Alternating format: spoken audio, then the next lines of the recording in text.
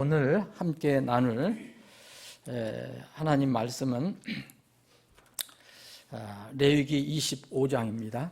계속해서 레위기를 지금 살펴보고 있습니다. 레위기 25장이 깁니다. 55절까지 있는데 다 읽지 않고요. 그 앞에 부분, 필요한 부분만 제가 읽겠습니다. 전체 내용을 오늘 살펴봅니다. 1절을 잘 생각해 보시고 제가 강조해서 읽는 부분을 여러분들이 기억해 보시기 바랍니다. 주께서 시내 산에서 모세에게 말씀하여 이르시되 이스라엘 자손에게 말하고 그들에게 이르라. 내가 너희에게 주는 땅에 너희가 들어가거든 그 땅이 주께 안식을 지키게 할지니라. 너는 6년 동안 네 밭에 씨를 뿌리며 6년 동안 네 포도원을 가꾸어 그것의 열매를 거둘 것이나 7째 해에는 그 땅에 안식하는 안식이 있게 할지니 곧 주께 대한 안식이라. 너는 네 밭에 씨를 뿌리거나 네 포도원을 가꾸지 말며 네 수확물 가운데 저절로 난 것을 거두지 말고 손질하지 아니한 포도나무에 포도를 거두지 말지니 그 해는 그 땅의 안식년이니라. 8절도 읽겠습니다. 너는 나를 위해 7 안식년을 셀지니 7년이 7번인즉 7 안식년의 기간이 너를 위해 49년이 되리라. 그때 너는 7째 달 10일에 희락의 나팔 소리를 내고 너희는 그 속죄일에 너희 온 땅에서 나팔을 크게 불지니라. 너희는 50번째 해를 거룩하게 하여 온 땅에서 두루 온 땅의 모든 거주민에게 자유를 선포하라.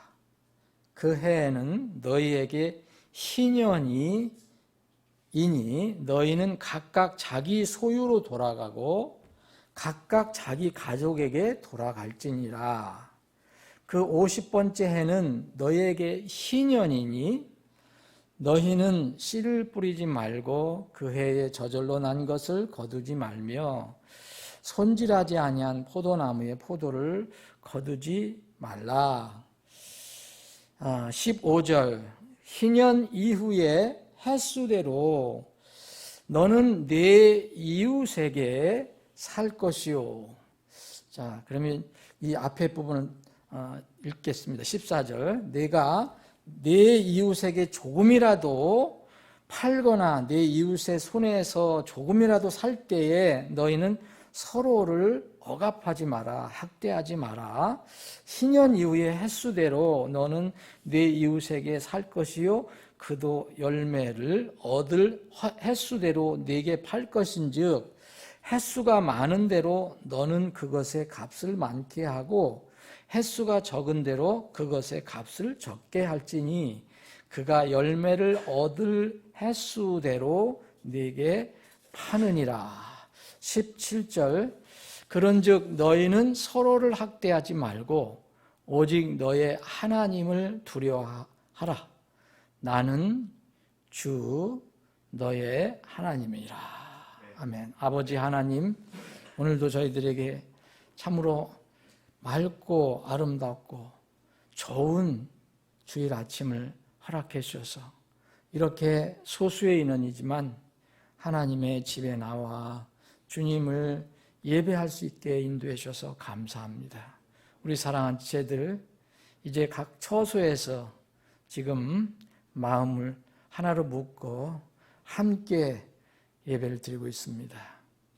속히 이런 얼굴을 서로 마주보지 못하는 이런 상황을 주님께서 타개해 주셨어요. 이제는 다음 주부터는 기쁜 얼굴을 마주보며 하나님 집에서 모여 주님을 함께 예배할 수 있는 기회를 꼭 허락하여 주시옵소서. 이 시간에 생명의 말씀을 주심을 감사합니다. 주님 앞에 무릎을 꿇는 심정으로, 엎드려 부복한 심정으로 이 말씀을 받기를 원합니다. 필요한 말씀, 교훈의 말씀을 우리에게 각자 필요한 대로 선포해 주시고 공급해 주시옵소서. 거룩하신 예수님의 이름으로 기도합나이다. 아멘.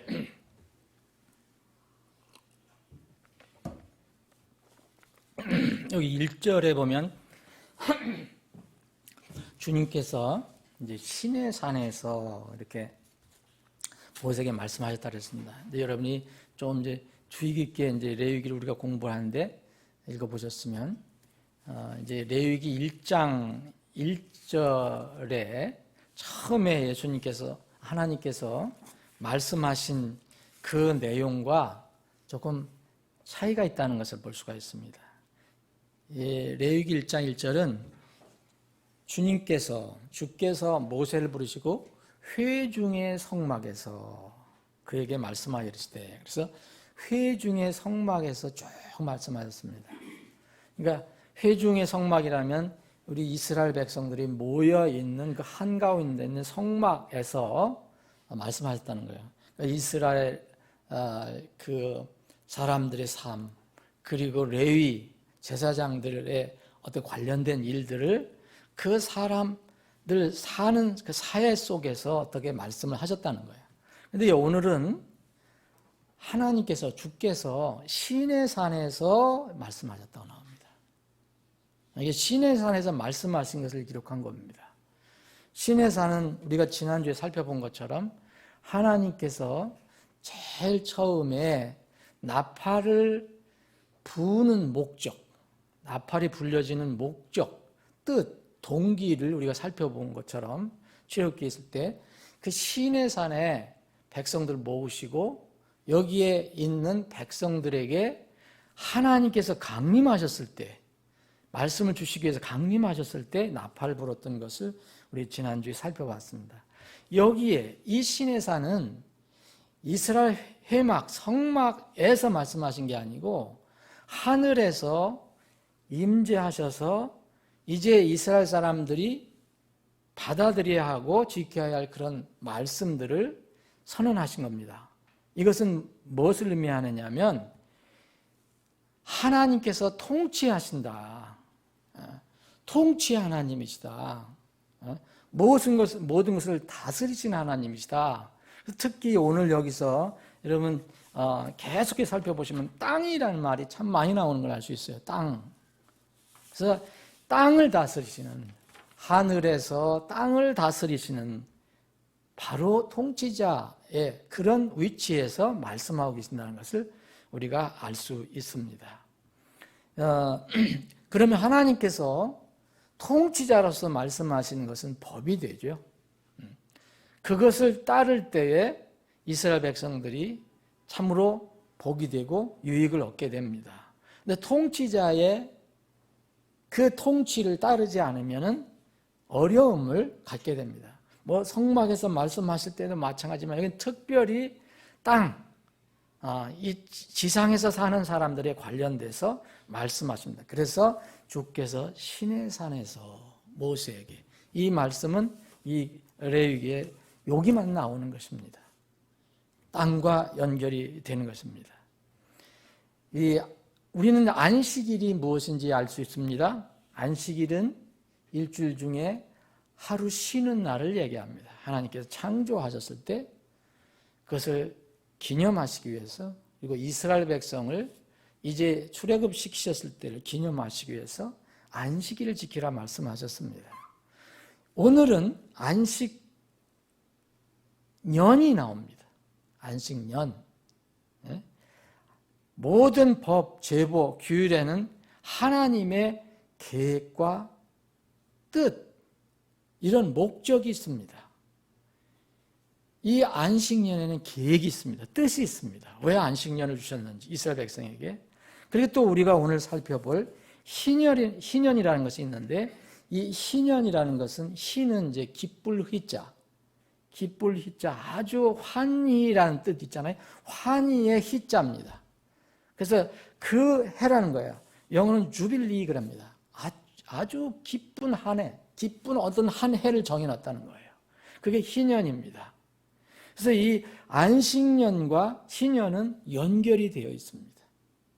여기 8절, 9절, 10절 연결이 되어 있다는 것을 알 수가 있습니다. 이 안식년은 첫 번째, 두 번째, 세 번째 해서 네 번째, 일곱 번째 해를 안식년으로 정해놨습니다. 안식일은 일곱째 날을 안식일이잖아요. 이건 이 해를 어떻게 계산해갖고 일곱 번째 해를 안식년으로 했어요. 그리고 이 안식년이 7번 겹칩니다. 7번. 그러면 7년이 7번 겹치면 얼마 됩니까? 49년이 되죠. 49년 이듬해가 바로 50년째. 그래서 이게 희년이라고 합니다. 희년. 그래서 안식년과 이 희년은 연결이 되어 있음을 알 수 있습니다. 안식일은 대상이 뭡니까? 하나님께서 안식일 지키라 할 땐 주로 사람입니다. 움직이는, 물론 동물도 가축도 그날 쉬었습니다. 사람이 쉬니까. 그런데 안식의 대상은 사람입니다. 그런데 안식년의 대상은 오늘 우리가 읽어본 것처럼 뭡니까? 땅입니다. 땅. 희년은 뭐냐? 희년은 매년 7년마다 땅이 안식을 줘요. 경작을 하지 않는다는 거예요. 여러분 사실 그게 농법으로도 맞는 거예요. 지금도. 그런데 요새는 더 많은 것을 하나라도 더 많이 이제 산출하는 거, 생산하는 게 경제 원리에 맞기 때문에 비율을 투자한다든지 뭘 하든지 해서 어떻게든지 뽑아내는 거지요. 근데 원래는 하나님 방법대로 6년 기경하고 7년째 땅을 잘 쉬게 하면 더 많은 소득을 얻는다는 거죠. 근데 희년은 뭘 대상으로 하냐? 안식년 땅을 대상하는데 희년은 사람과 땅을 한꺼번에 대상으로 합니다.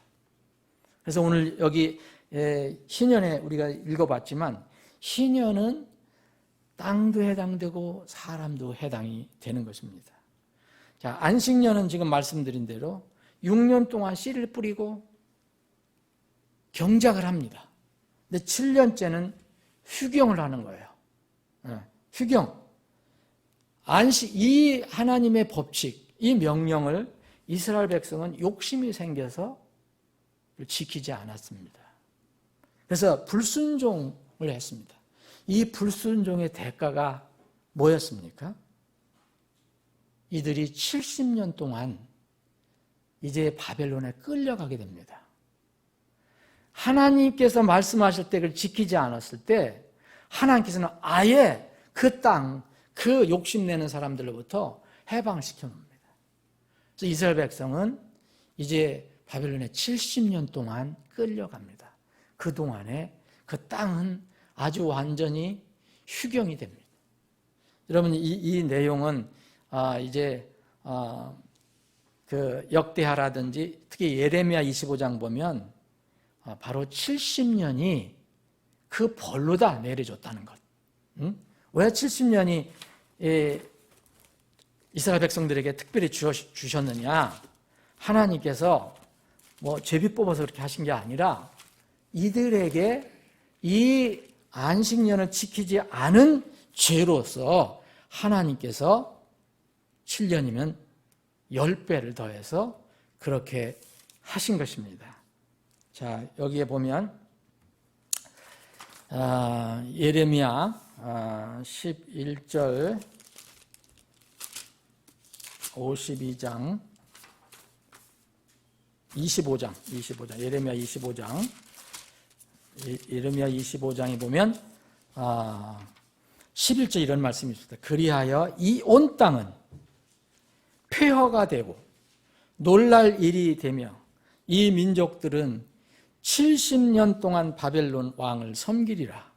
주가 말하노라. 70년이 끝나는 때에 내가 바벨론 왕과 그 민족과 갈대아 사람들의 땅을 그들의 불법으로 말미암아 벌하여 영원한 폐허가 되게 하리라.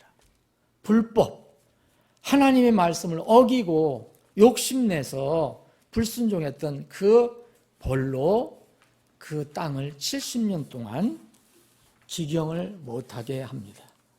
이게 안식년이었습니다. 근데 희년은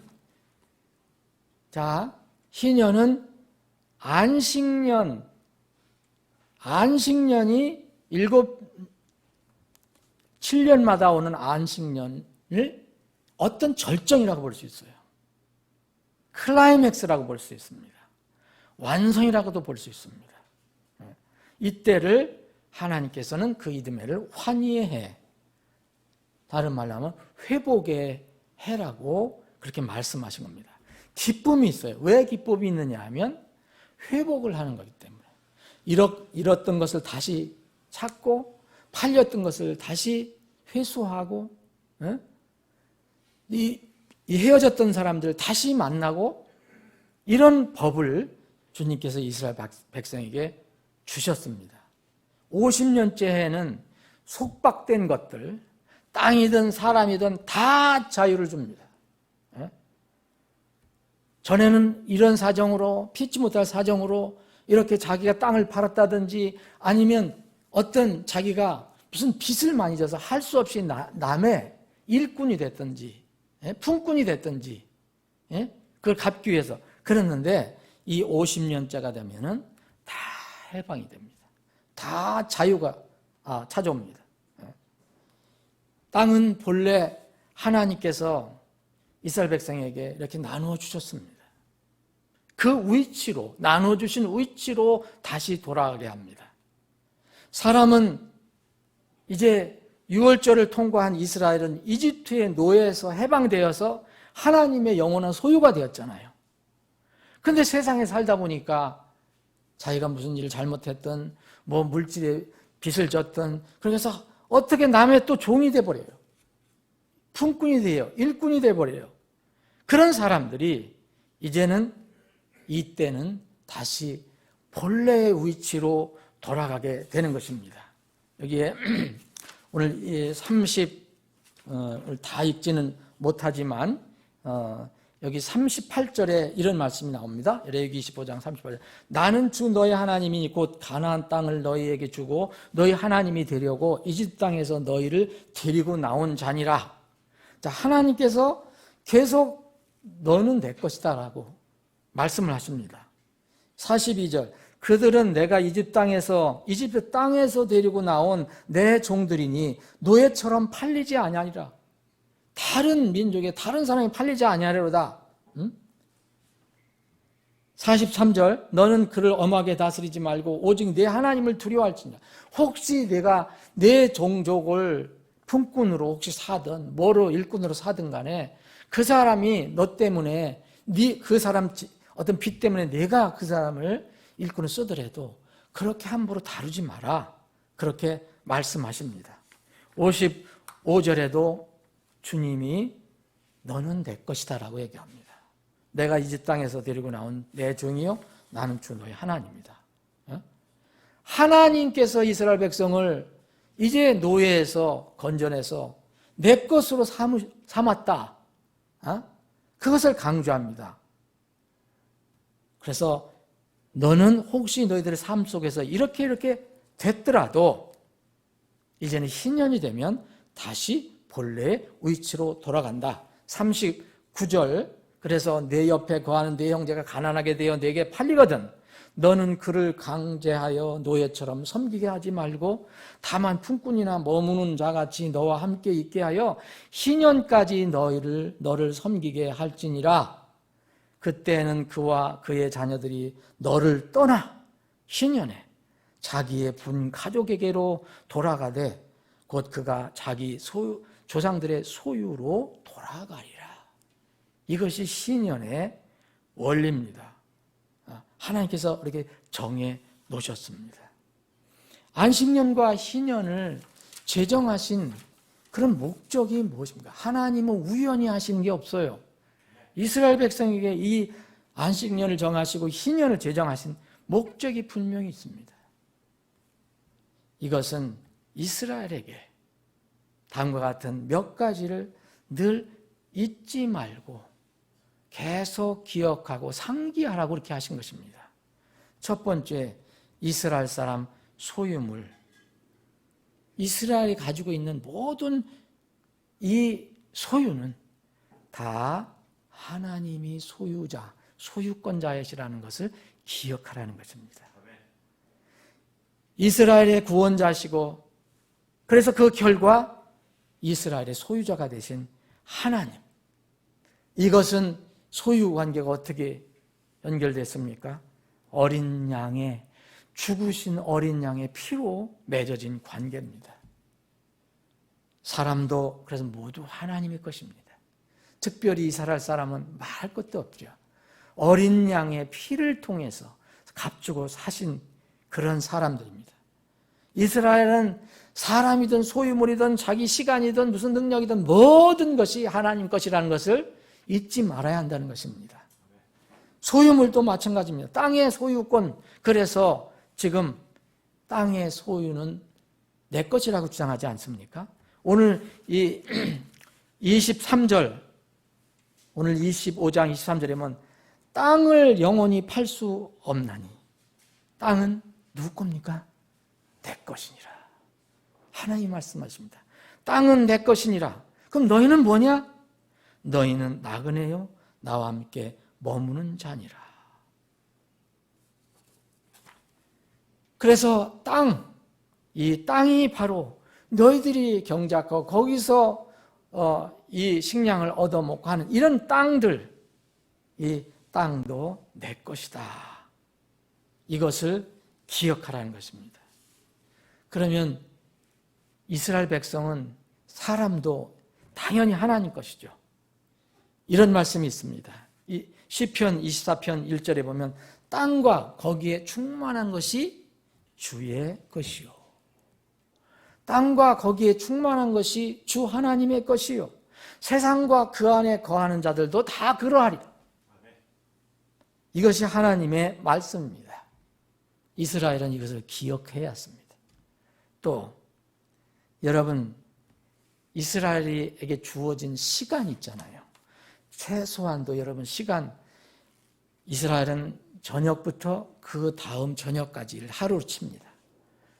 해가 지고 밤이 오고 또 아침이 오고 또 저녁이 오고 하면 이 시간이 흘러가는 것을 기억하면서 하나님을 잊지 않는 것입니다. 근데 그들은 그것을 잊었습니다. 모든 시간의 소유자는, 소유권자는 하나님이십니다. 시간 매일 그렇죠? 그걸 또 잊지 않게 위해서 안식일을 두셨어요. 특별히 안식일. 그때 기억하는 겁니까? 하나님을 기억하는 거예요. 안식년도 기억합니다. 오늘 50년째 이 희년도 기억하게 합니다. 모든 시간의 소유자는 하나님이십니다. 그래서 시편 기자는 시편 30편 15절에 보면 내 때가 그랬어요. My times. 내 때들입니다. 내 모든 때들이 주의 손에 있사오니 내 원수들의 손과 나를 핍박하는 자들에서 나를 건지소서. 지금 시편 기자는 지금 원수에 쫓기고 있습니다. 어려운 환경 속에 있습니다. 근데 내가 언제 벗어날지 이것은 주님만 알고 계십니다. 그래서 내 때가 주님 손에 있으니 빨리 나를 건져 주시옵소서. 이렇게 고백을 하는 것입니다. 욥기 12장 10절에 모든 생물의 혼과 모든 사람의 호흡이, 인간의 호흡이 그분의 손에 있다 그랬습니다. 하나님의 손에 있다.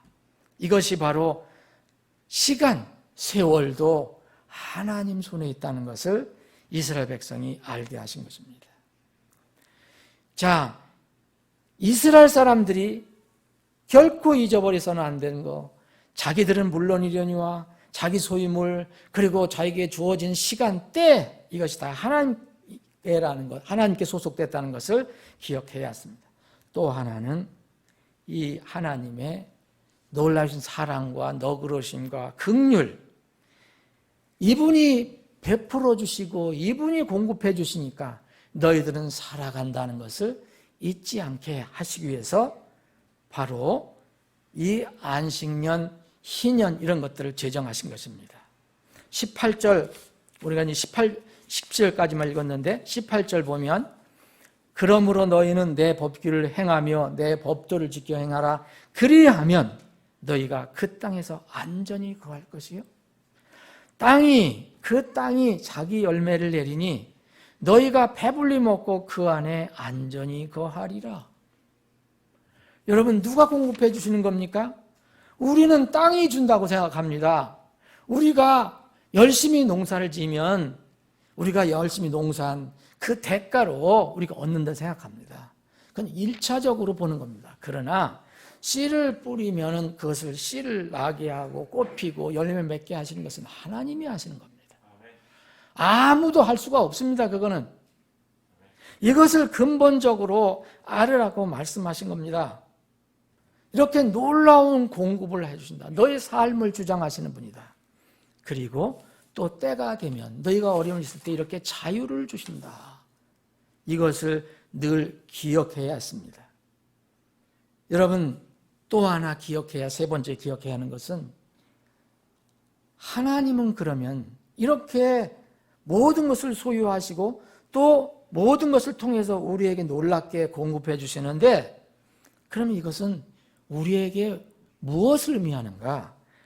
베푸신 하나님, 공급해 주신 하나님은 우리의 본이 되어야 한다. 그런 것입니다. 자, 여기 5절에 보면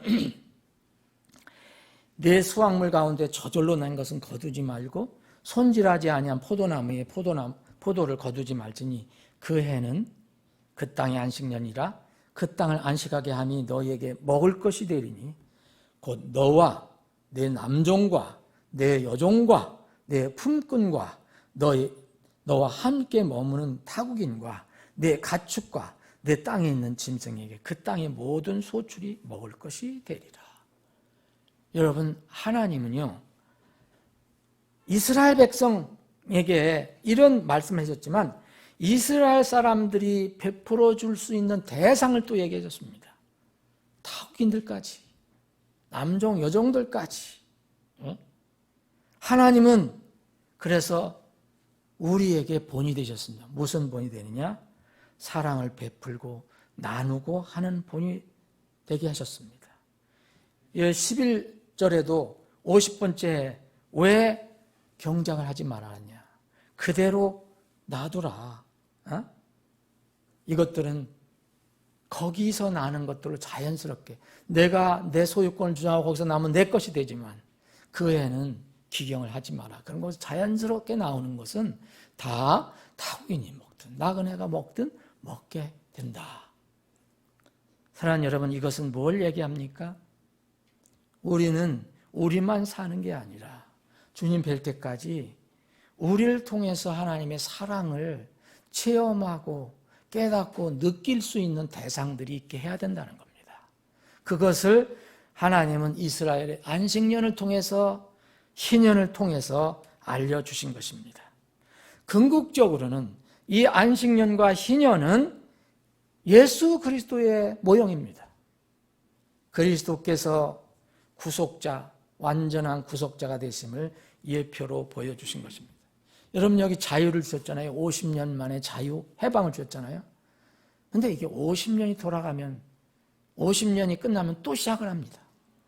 다음에 또 50년이 돼야지 또 해방이 됩니다. 한 번 살면, 사람이 한 번 사는데 100살 살기 어렵다 생각하면 희년은 딱 한 번입니다. 그러면 희년 다음에 또 자기가 무슨 빚을 질 수도 있고 어려움을 당할 수 있어요. 그럼 그걸 끝내 해결 못하고 죽을 수 있습니다. 남의 종이 된 상태에 죽을 수 있어요. 남의 빚을 진 상태에, 억압된 상태에 죽을 수 있습니다.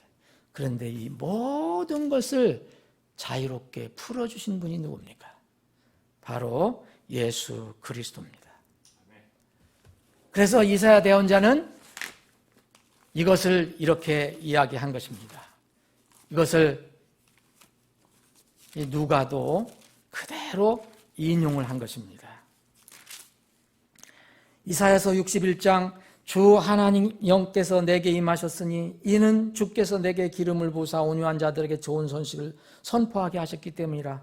그분께서 나를 보내신 것은 마음에 상한 자들을 싸매고 포로된 자들에게 자유를, 결박된 자들에게 감옥에서 노임을 선포하게 하려 함이라. 또 주의 받아주시는 해와 우리 하나님의 원수 갚으시는 날을 포고하고 애곡하는 모든 자를 위로하려 함이라. 예수님께서 오신 목적은 바로 이거였습니다. 영원한 안식년, 영원한 희년을 받아오시기 위해서, 들여오시기 위해서 예수님은 이 땅에 그렇게 오신 것입니다. 안식년과 희년을 제정하신 목적은 바로 이런 거였습니다. 이스라엘이 잊지 말아야 했습니다. 그러나 이들은 이 하나님의 이 목적, 뜻을 깨닫지 못하고 혹은 알아도 불순종해서 결국은 큰 징계를 받게 됩니다. 하나님이 이렇게 공급해 주시겠다 하는데 눈으로 볼 때는 우리가 기경을 하지 않으면 어떻게 먹을 수 있습니까? 불신을 내세웠습니다. 여러분, 이제 희년은 바로 그것을 잠재우는 그런 하나님의 제도입니다. 여러분, 안식년이 올 때마다, 이스라엘의 안식년이 올 때마다, 안식일이 올 때마다, 안식년이 올 때마다, 희년이 올 때마다 이스라엘은 테스트를 받을 수밖에 없었습니다. 왜냐? 그것은 믿음으로밖에 지킬 수 없기 때문입니다. 세상을 바라보는 것은 믿음이 아닙니다. 마음으로 말씀을 붙들고 하나님을 바라보는 것이 믿음입니다. 세상을 바라보면 우리가 믿음으로 살 수가 없습니다. 당장 환경이 바뀌면 우리의 생각도 바뀔 수밖에 없습니다. 그러나 믿음은 환경이 바뀐다고 바뀌는 것이 아닙니다. 왜냐하면 하나님과 그분의 말씀은 바뀌지 않기 때문입니다. 희년이 왔습니다. 자, 희년이 오면 어떻게 되느냐? 이스라엘은 다시 쉽게 얘기하면 다 원위치로 돌아가는 겁니다. 가지고 있는 사람들은 좋은 날이 아닙니다.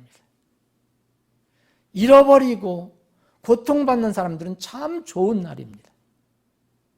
그런데 희년과 관련돼서 이스라엘 백성들은 50년이 지나면 또 50년이 오고 또 50년이 해야 되잖아요. 계속 살아가야 되잖아요.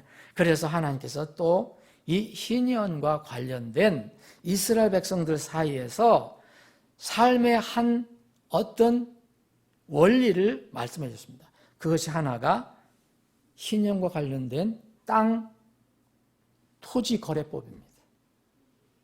또 하나는 희년과 관련된 사람, 요새 말로 하면 인건비 계산법입니다. 자, 13절부터 16절까지는 바로 땅을, 그럼 희년이 다가올 때, 50년째 희년이 다가올 때 이스라엘 백성들이 땅을 가지고 있는 사람, 그리고 자기가 땅을 이제 팔았는데 그 땅을 찾고자 하는 사람, 이 두 사람 사이의 거래법을 알려줍니다. 자, 그래서 여기 14절에 보면 네가 네 이웃에게 조금이라도 팔거나 네 이웃의 손에서 조금이라도 살 때 너희는 서로를 학대하지 말라 그랬는데 억압하지 마라 이거예요. 이건 무슨 얘기냐면 이스라엘은요, 희년이 오면 무조건 이게 팔아야 됩니다. 희년이 가까우면. 아니, 희년이 오면 다 원위치가 되는 거예요. 근데 희년이 가까울수록 내가 미리 희년이 오기 전에 내가 미리 그것을 찾기를 원한다. 이런, 잊어버렸던 사람이 그러면 무조건 그걸 잡고 있던 사람이 그걸 응해야 됩니다. 거부할 수가 없어요. 이스라엘 법에는. 예? 그것을 얘기한 겁니다. 내가 잊어버렸다. 근데 나는 희년까지 그럴 능력이 없다. 다시 되찾을 능력이 없다. 그러면 희년까지 기다려야 됩니다. 그런데 희년 전에 내가 능력이 생겼습니다. 그럼 내가 잃었던 땅을 다시 찾기를 원한다. 이럴 때는 어떻게 하냐 이거예요. 15절 희년 이후에 횟수대로 너는 네 이웃에게 살 것이요. 자, 희년 이후, 전에 희년이 있었을 때 그 이후로 계산합니다. 50년, 지난 50년째와 다음 50년째 사이는 50년입니다. 그죠? 이 50년, 이 희년이 시작이 됐을 때부터 몇 년이 지났느냐. 그걸 계산하라는 거예요. 그럼 몇 년이 남았느냐. 이걸 계산해서 만약 이제 많이 남았다면 얼마 돼요? 다음 희년까지 많이 남았으면 그 땅값이 얼마예요? 비싸겠죠. 그런데 희년이 가까우면 가까울수록 땅값은 쌉니다. 자, 내년이 희년이에요. 그럼 올해 자기가 되찾고 싶어요. 그러면 1년만 참으면 희년인데 1년 전에 찾고 싶으면 이 땅값이 이 원래 파는 사람은 많이 받겠습니까? 적게 받겠습니까? 적게 받을 수밖에 없다 이 얘기입니다. 하나님이 그것까지도 세세하게 말씀하셨어요. 자, 횟수가 많은 대로 너는 그것의 값을 많게 하고 횟수가 적은 대로 그것의 값을 적게 할지니 그가 열매를 얻을 횟수대로 내게 파느니라. 무슨 얘기입니까? 땅이 이 전에 희년에서 몇 년 지나지 않았으면 많이 남아있어요. 수십 년이 남아있어요. 그러면 땅을 기경해서 많은 소득을 얻을 수가 있어요. 그때 살려면은 이 다시 되찾을 사람이 돈을 많이 내야 된다 이 얘기입니다. 예? 그러나 가까이 가면 갈수록 희년이 가까우면 가까울수록 그 값은 어떻게 해요? 떨어지게 됩니다. 똑같은 원리가 바로 인건비도 마찬가지예요. 자, 어떤 사람이 빚을 져서 엄청나게 빚을 졌어. 내 능력이 없어.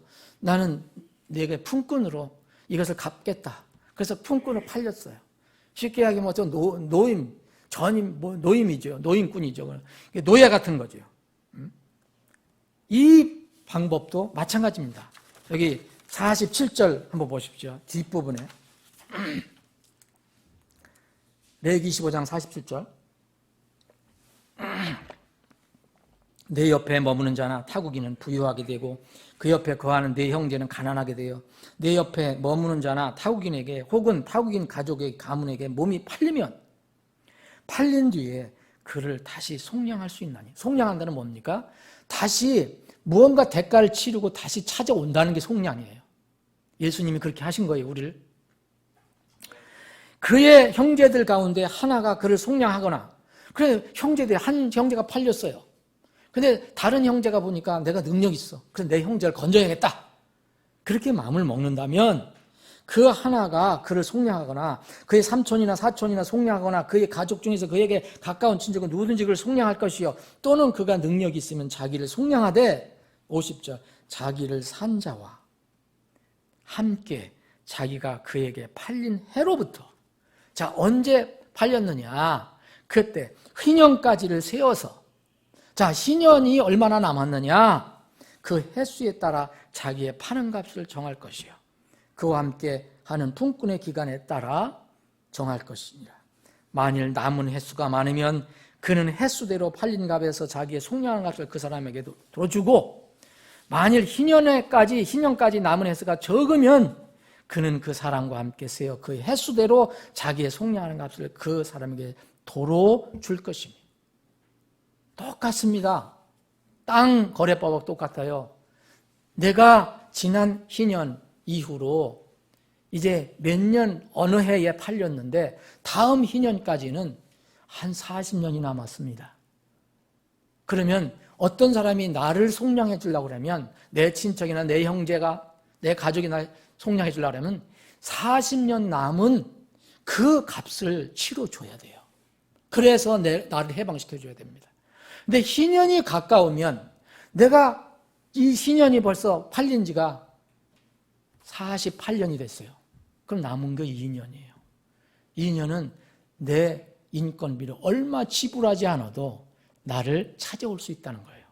왜냐하면 2년이 지나면 완전히 원래 나를 붙잡고 있던 사람은 1푼도 받지 못하기 때문입니다. 이 원리가 바로 하나님께서 그렇게 해 놓으신 겁니다. 이스라엘 백성에게. 그런데 이스라엘 백성은 이거를 따르지 않았습니다.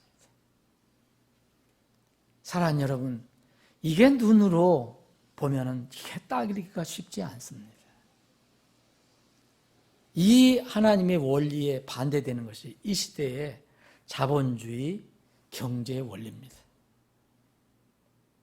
그것이 다 나쁜 것은 아니지만 이 세상의 경제 원리는 뭡니까? 여러분, 많이 축적하면 축적할수록 좋은 거죠. 연말에 배당을 많이 냅니다. 그런 회사들은 인기가 있어요. 주가가 엄청나게 높습니다. 많이 소득을 내면 소득을 낼수록, 이익을 많이 내서 돈을 많이 쌓아두면 쌓아둘수록 그 회사는 으뜸입니다. 이것이 세상의 경제 원리예요. 하나님께서는 이런 원리, 이거는 망하는 원리다. 그래서 너희들이 모든 것이 하나님의 소유니까 너희 이 땅에 사는 나그네로 사는 동안은 이렇게 살아라.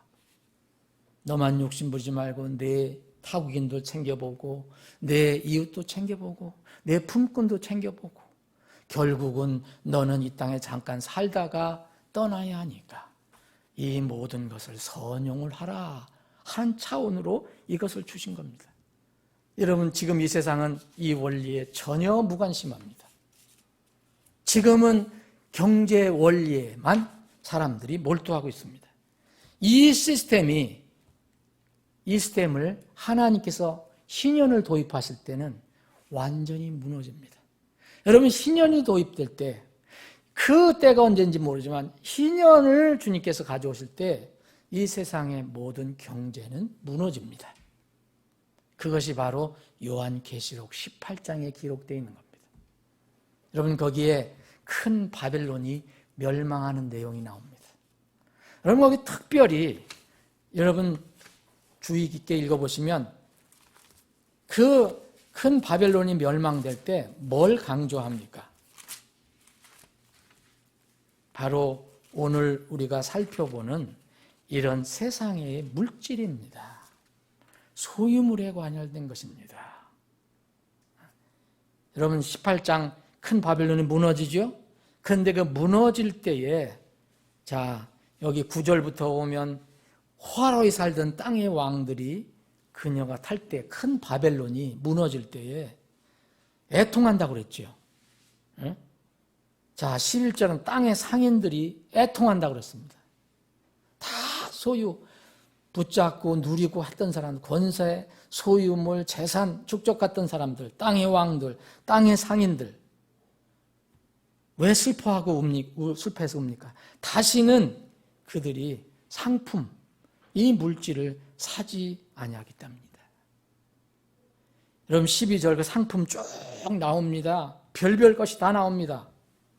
14절 보면 내 혼이 탐하던 열매들이 내게서 떠났으며 우아하고 좋은 것들이 다 내게서 떠났으니 네가 다시는 그것들을 찾지 못하리로다. 이것들을 팔던 상인들 곧 그녀로 인하여 부자가 된 자들이 그녀가 받는 고통을 두려워함으로 멀리 서서 슬피 울고 통곡하며 이르되 가엾도다 가엾도다 저 큰 도시여. 그녀가 고운 아마포와 자주색 옷감과 주홍색 옷감으로 옷 입고 금과 보석과 진주로 꾸몄는데 여러분 쭉 읽어보시오. 가엾도다 가엾다. 다 무너집니다. 예수님이 오실 때 이 땅에 희년이 생기게 됩니다. 모든 것이 끝납니다. 모든 것이 이제 무너집니다. 남는 것은 하나님의 말씀뿐입니다. 여러분, 이때 사람들은 이 억압받고 고통받고 잃었던 사람들이 다시 기쁨을 찾아서 주빌리, 희년, 기쁨의 해, 환희의 해 이렇게 이야기한 겁니다. 완전 해방, 완전 자유를 가져온 때. 이때는 이스라엘은 50년마다 돌아가면서 했지만 이때는 예수님이 오셔서 이 땅에 오셔서 희년을 선포하시고 지상 천년 왕국을 시작하실 때입니다. 다시 50년이 끝나면 다시 시작하는 게 아니라 그래서 이제 영원한 희년이 되는 것입니다. 이 희년이 상징하는 천년 왕국은 이사야서에서 아주 자세하게 기록이 되어 있습니다. 모든 것이 회복이 됩니다. 모든 것이 자유롭게 됩니다. 모든 것이 해방이 됩니다. 이 말씀은 이스라엘에게 단순히 주신 어떤 제도를 말씀하신 것이 아닙니다.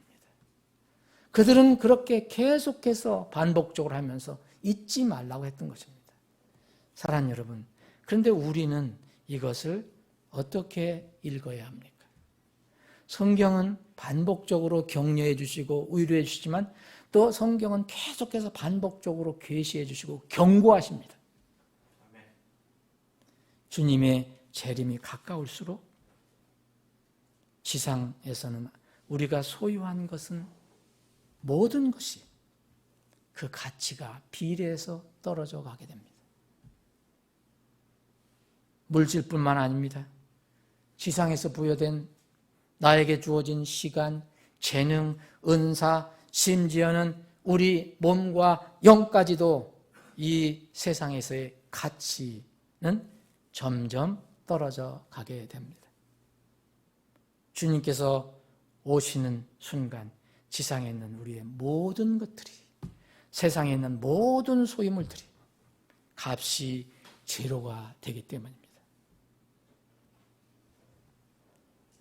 우리는 성경을 읽을 때마다 하나님이 주신 말씀을 우리가 접할 때마다 되돌아보고 살펴보고 그래서 회개할 것은 회개해야 합니다. 이 세상의 많은 신자들은 주님 재림을 기다린다고 하면서도 주님께 제정하신 우리가 지난번에 살펴본 나팔절 기다리지 않습니다. 오늘 같은 안식년, 희년, 실제 기다리며 살지 않습니다. 또 하나님께서 희년을 제정하시려고 하시고 그 지키라고 하신 뜻과 목적, 그것을 생각해보지도 않습니다. 여전히 적지 않은 세상 사람들은 그러하려니와 이스라엘 백성들이 상징하는 지금 시대의 신자들, 여전히 하늘의 보화를 쌓지 않고 희년이 되면 무용지물이 될 이 땅에 그렇게 쌓으려고 물질이든 재산이든 동산이든 부동산이든 그렇게 늘리려고 애를 씁니다. 이것이 세상에 살아가는 방법인데 여전히 믿는 자들도 그렇게 하고 있다는 것입니다. 그래서 주님은 믿음이 적은 자요, 믿음이 없는 자들이요. 예수님께서 이렇게 말씀하신 것은 믿지 않는 세상 사람들에게 말씀하신 것이 아니고 그때 당시 예수님을 따르는 제자들에게 말씀하신 것을 잊지 말아야 합니다. 사실은 불신의 시대입니다. 그리스도인은 게으르지 말고 정직하게 열심히 살아가야 합니다. 돈과 재물을 정직하게 버는 것은 결코 나쁜 것이 아닙니다. 정직하게 많이 벌면 벌수록 그건 좋은 것입니다. 오히려 성경은 일하기 싫으면 먹지도 말라고 하신 분이 하나님이심을 분명히 밝히고 있습니다. 그런데 세상 사람들과 하나님의 자녀들이 다른 점이 있다면 자녀들은 하나님께서 주신, 아버지가 주신 말씀이 있다는 것입니다. 그 말씀을 따라 살아가야 하는 것입니다. 참 신자에게는 이 땅의 물질, 소유물의 값은 점점 떨어지게 되어 있습니다. 여러분 물질 가지고 내 명예, 권세 가지고 하늘 올라가실 것입니까? 여러분의 좋은 옷 입고 올라가실 겁니까? 그러면 여러분들은 구원을 못 받은 것입니다. 주님께 가려면 모든 것을 내려놓고 주님께서 준비하신 세마포, 흰 세마포만 입고 가야 합니다. 무엇을 가져가실 겁니까? 참신자는 그래서 희년의 제도의 원리를 압니다. 땅에 내가 가지고 있는 것은 점점 가치가 떨어져 가고 하늘에 내가 하나님께 드린 것은 점점 값이 올라간다는 것을 알고 있습니다. 이게 정상인데 안타깝게도 주님이 계속해서 제자들, 세상 사람들 책망한 것은 반대로 살아간다는 것입니다. 말씀을 정리하겠습니다. 여러분, 역사의 주인은 누구십니까? 대통령입니까? 누구 권능 있는 사람입니까? 아니면 여러분들 스스로 여러분 역사의 주인입니까? 결코 아무도 역사의 주인이 될 수 없습니다. 오직 하나님뿐이십니다. 여러분, 희년이 그냥 재미있는 이야기가 아닙니다. 우리는 지키지도 못할 그런 법이라고 치부할 일도 아닙니다. 하나님은 여전히 그 말씀대로 움직여가고 있습니다. 우리가 다 정확히 알지 못하는 것뿐입니다. 이스라엘에 주신 이 희년 제도가 어떻게 이루어지고 있는가? 간단하게 말씀드리겠습니다. 이스라엘의 희년의 역사를 몇 개 찾아봅니다. 이스라엘은 징벌을 받아서 나라를 잃고 땅을 잃고 도시를 잃고 다 잃어버렸습니다. AD 70년에 예루살렘이 망하고 사람들은 세계 각지로 흩어져 갔습니다. 그 이후 거의 2000년이 지나도록 그들은 떠돌이 생활을 했습니다. 그런데 참으로 이제 20세기 들어와서 하나님은 이제 일하시기 시작했습니다. 본격적으로 일하시기 시작합니다. 잃어버렸던 이스라엘의 국권, 모든 잃어버렸던 땅, 이것들이 이제 50년 희년의 역사 속에 나타나기 시작합니다. 2000년 동안 잃어버렸던 이 이스라엘 땅이 1917년 영국 당대 최고의 이 나라였던 세계 최강의 열강이었던 영국의 도움을 받아서 터키를 이스라엘 땅에서 몰아내고 이스라엘이 해방이 됩니다. 이때가 1917년입니다. 그러면 다음 희년은 언제입니까? 두 번째 회복이 옵니다. 1967년, 50년이 지난 1967년 6.1 전쟁이 일어났습니다. 이때 비로소 잃어버렸던 예루살렘, 이스라엘과 같은 정말 하나님의 눈에 있는 정말 아름다운 보석과 같은 이스라엘이 처음으로 이교도들로부터 이제 회복이 됩니다. 이때가 딱 50년 만이었습니다. 희년의 이 일이 이루어졌습니다. 여러분, 이때 우리는 느끼지 못하지만 이스라엘 사람들은 거기에 성전산에 올라가서 그 벽 앞에서, 통곡의 벽 앞에서 엄청나게 울었습니다. 회복하고. 이때 쇼파를, 양강나팔을 분 랍비가 있었는데 그 사람 이름이 고렌이라는 사람입니다. 이 고렌은 놀랍게도 다윗이 성전을 짓기 위해서 아라우나의 타장 마당을 돈을 주고 샀는데 바로 그 장소 사무엘하 24장에 나와 있는 그 타장 마당이 히브리어로 고렌입니다. 고렌. 그런데 이때 이스라엘이 수복돼서 통곡의 벽 앞에서 양강나팔을 크게 불면서 울었던 그 랍비 이름이 고렌입니다. 근데 이 사람은 1917년 이스라엘 땅이 돌아올 때 그때 태어난 사람입니다. 그래서 이때 1967년에 50살이 되었습니다. 개인적으로 희년이었습니다. 이때 두 번째 희년이 이스라엘에게 주어졌습니다. 세 번째 희년, 굳이 우리가 이것을 세 번째 희년이라고 얘기한다면 이때부터 50년을 더하면 2017년이 됩니다. 바로 2017년에 트럼프 대통령이 예루살렘이 원래 성경에 있는 대로 이스라엘의 수도라고 세계에 선포한 때가 바로 정확히 이때였습니다. 저는 이 하나님께서 희년, 안식년의 그 역사를 어떻게 이루어가신지 정확히 다 모릅니다. 그러나 분명히 하나님은 살아계신 분입니다. 희년이 가까워오고 있습니다. 이스라엘의 수도가 예루살렘이 이스라엘의 수도라고 이제 세계 만방에 선포가 됐습니다. 이제는 성전 안에 무너진 다시 성전을 짓고 하는 일만 남았습니다. 희년이 가까워져 가고 있습니다. 희년이 가까울수록 줄어들어가는 것 두 가지가 있습니다. 구원의 시간과 기회입니다. 시한부 생명이라는 말은 원칙적으로 맞지 않습니다.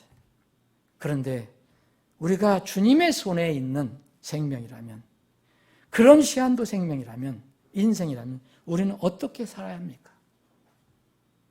희년이 지나면 구원의 기회는 없습니다. 긴급하게 구원을 받아야 합니다. 이건 적당히 할 것이 아닙니다. 어떻게 하든지 내가 예수를 통해서 거듭나야 하고 구원을 받아야 합니다. 시년이 가까워지고 있습니다. 가까울수록 구원의 기회 점점 떨어져 가고 있습니다. 두 번째는 우리가 이 세상에서 가지고 있는 모든 것들, 하나님께 주신 내 재능, 은사, 시간, 재물, 이런 것들이 가치가 떨어져 가고 또 점점 내가 섬길 시간과 기회가 점점 떨어져 간다는 것을 우리가 생각해 볼 수 있습니다. 사랑하는 여러분, 희년의 나팔 소리가 언제 날지 모릅니다. 오늘 우리가 이 말씀을 나눠보면서 나 스스로에게 질문해야 합니다. 나는 죄와 죄의 형벌에서 구원받아서 진정한 자유를, 진정한 영혼의 자유와 해방을 누리고 있는가? 새 생명을 얻었는가? 새 생명을 얻을 수 있는 시간과 기회는 점점 줄어가고 있기 때문입니다. 두 번째, 나는 어떻게 주님을 위해서, 어떻게 주님의 몸을 위해서, 어떻게 주님의 복음을 위해서 일하고 섬길 것인가? 곧 희년이 오면 우리가 한시적으로 지상에서 소유하고 누리고 있는 모든 것은 다 사라지고 쓸 수 없게 되기 때문입니다. 희년과 안식년에 하나님의 놀라운 영적 원리를 깊이 묵상하시는 기회가 되기를 주님의 이름으로 축원합니다. 기도하시겠습니다.